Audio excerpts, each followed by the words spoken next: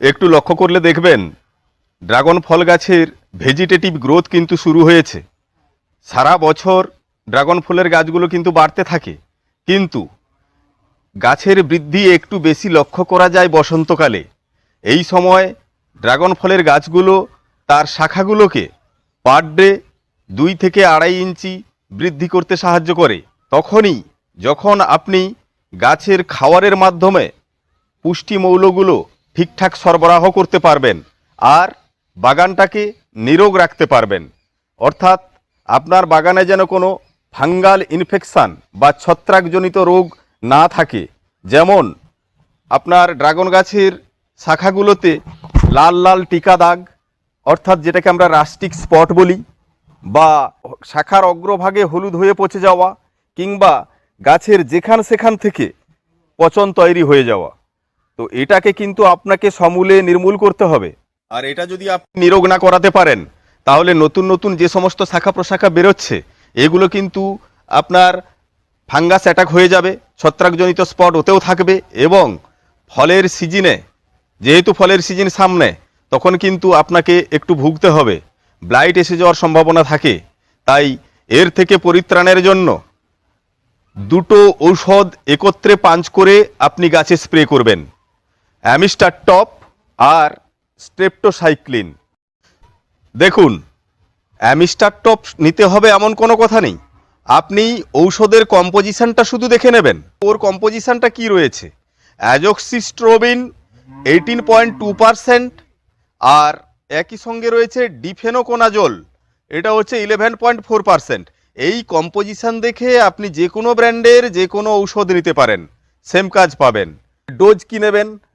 Amistar top নেবেন 16 লিটারের ড্রামে 15 ml, অর্থাৎ ছত্রাকনাশক হিসাবে অ্যামিস্টার টপ নিলেন 15 ml, তার সঙ্গে ব্যাকটেরিয়া নাশক হিসাবে স্ট্রেপ্টোসাইক্লিন নিলেন 2 গ্রাম করে। আর এই 2 গ্রামের পরিমাপ যদি আপনি সহজে করতে না পারেন, আমি যেভাবে বাগানে স্প্রে করি সেটা, এই এই স্ট্রেপ্টোসাইক্লিনের পাতাটা কিন্তু 6 গ্রামের হয়।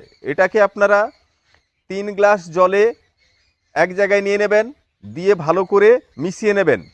তারপর প্রত্যেকটা ড্রামে 1 গ্লাস করে স্ট্রেপ্টোসাইক্লিনের জল দিয়ে দেবেন আর অ্যামিস্টার টপ দিয়ে দেবেন, দিয়ে 15 ml আর এটার 2 গ্রাম একসঙ্গে পাঞ্চ করে আপনি গোটা গাছে স্প্রে করে দেবেন, ভিতর বাইর করে 4 দিক ঘুরে। তাহলে কিন্তু দেখবেন যে আপনার এই ফাঙ্গাল ডিজিজ থেকে আপনি পরিত্রাণ পাবেন। এবার নেক্সট টাইম যখন আপনি বাগানে স্প্রে করবেন, কারণ ড্রাগন গাছে তো আমরা বছরে একবার স্প্রে করি না, মাসে আমাদের স্প্রে করতে হয় 1-2বারই, তখন পরবর্তী স্টেপে কিন্তু আপনি আর একটা যদি সুন্দর স্প্রে করে নিতে পারেন, তখন কিন্তু রেজাল্ট চমকপ্রদ হয়ে যায়। সেটা ব্লাইটক্স নেবেন টাটার, যার কম্পোজিশন কপার অক্সিক্লোরাইড, এটা হচ্ছে লিটারে 2 গ্রাম হারে। এখানে আর 3 গ্রাম করে নেওয়ার কোনো প্রয়োজন নাই, যেহেতু এখানে ব্যাকটেরিয়া নাশক মেশানো হবে।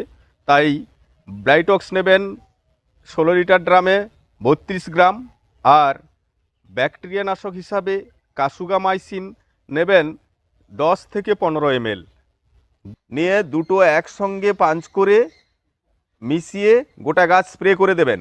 এবার দুটো স্প্রে 2বার করে দিন। তারপর নেক্সট টাইম আপনি কিন্তু আবার যখন স্বাভাবিকভাবে যেভাবে স্প্রে করতেন, অর্থাৎ সাপ বা স্প্রিন্ট, তেমনি স্প্রে করে যাবেন, দেখবেন আপনার বাগান কিন্তু নিরোগ হয়ে যাবে। এই সময় ড্রাগন গাছগুলোকে দ্রুত বাড়াতে হলে খাওয়ার দাওয়ার পদ্ধতিটাও আপনাকে একটু চেঞ্জ করে নিতে হবে। গাছের ওপরেও স্প্রের আকারে খাওয়ার দিন, এবং গাছের গোড়াতেও লিকুইড আকারে জৈব এবং রাসায়নিকের মিশ্রণ দিন। উভয় খাওয়ারই জলের আকারে দেওয়ার জন্য গাছ কিন্তু এটা তাড়াতাড়ি নিতে পারবে এবং আপনি খুব কুইক রেজাল্ট পাবেন। মাটিতে খাওয়ার কিন্তু এই সময় দেওয়ার থেকে আগে একটা স্প্রে করে নেওয়া বাঞ্ছনীয়, কারণ মাটি থেকে অ্যাবজর্ব হয়ে পরিপাক করে খাওয়ার যখন তার কাণ্ডে পৌঁছাবে তখন অনেকটা লেট হয়ে যায়। সেক্ষেত্রে শুরুতে আপনি কিন্তু 19-19-19, যেখানে নাইট্রোজেন, সুপার আর পটাশ সমমাত্রায় রয়েছে, এটা লিটারে 5 গ্রাম হারে নিয়ে গোটা বাগান স্প্রে করে দেবেন। তাহলে হচ্ছে দেখবেন যে কুইক একটা রেজাল্ট পাবেন, খুব তাড়াতাড়ি অ্যাবজর্ব হয়ে যায় এবং 24 ঘন্টা পর কিন্তু কাজ শুরু হয়ে যায়।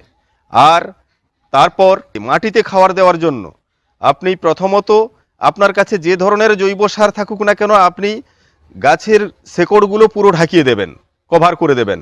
তার ওপরে খাবার দেওয়ার সময় দুটো জিনিস আপনাকে দেখতে হবে, যে আপনি গাছের শাখা বাড়াতে চাইছেন না এখন আপনার শাখার প্রয়োজন নাই।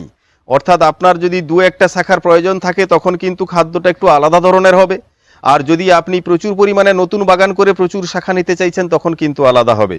তাহলে এই সময় মাটিতেও লিকুইড দেওয়ার ব্যবস্থা করলে সব থেকে বেটার রেজাল্ট পাবেন।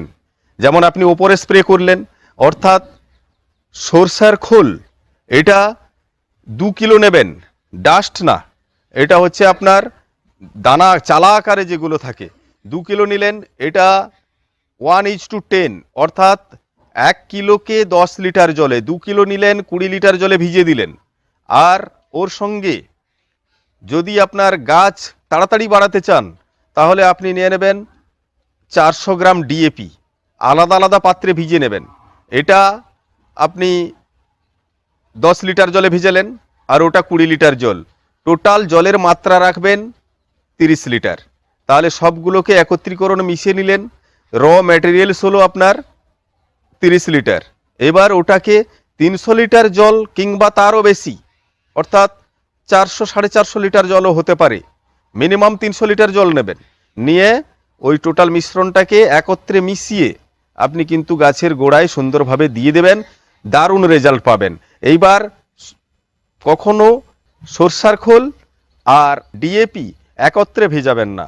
এটা সরষার খোল কিন্তু পচতে টাইম লাগে অন্তত 10 দিন, কিন্তু গরম যেহেতু পড়তে শুরু করেছে এতদিন লাগবে না, মিনিমাম একটা টাইমে আপনি পচিয়ে নেবেন 5 থেকে 7 দিনে। আর ঠিক গাছে প্রয়োগ করার পূর্বে 2 দিন পূর্বে আপনি এই রাসায়নিক অর্থাৎ ডিএপিটাকে আলাদা জায়গায় ভিজিয়ে রাখবেন, কারণ ওটা দানাদার শক্ত, তাহলে মিশবে না জলে, যাতে জলের সঙ্গে অ্যাবজর্ব হতে পারে। আর যদি দেখা যায় যে আপনার শাখা প্রশাখা বের করার দরকার নাই, 2-1টা দরকার রয়েছে, তাহলে হচ্ছে আপনার গাছের গ্রোথ দরকার রয়েছে এবং শাখা থাকলেও চলবে, এই হচ্ছে খুব দুর্ধর্ষ কাজ করে 14-35-14। এটা হচ্ছে আপনি ওই একইভাবে নেবেন 2 লিটার সরষার খোল 20 লিটার জলে, আর 14-35-14 নেবেন 500 গ্রাম, আলাদা জায়গায় ভেজাবেন। দিয়ে তাহলে টোটাল এই মিশ্রণটাকে আপনি 30 লিটার জলে ভেজাবেন, দিয়ে একসঙ্গে র ম্যাটেরিয়ালসটাকে আপনি এই সরষার খোল আর আপনার 14-35-14 বলুন বা ডিএপি বলুন, যদি ডিএপি নেন তাহলে 14-35-14 নেবেন না, তাহলে আর 14-35-14 নিলে ডিএপি নেবেন না, যে কোনো একটা নেবেন। টোটাল এই আলাদা আলাদা করে ভেজানোর পর একসঙ্গে 30 লিটার জল করবেন, ওটাকে আবার মাটিতে দিয়ে দেবেন। দিলে দেখবেন গাছ চূড়ান্ত গতিতে ছুটতে থাকবে, রেজাল্ট কিন্তু আপনি পাবেন।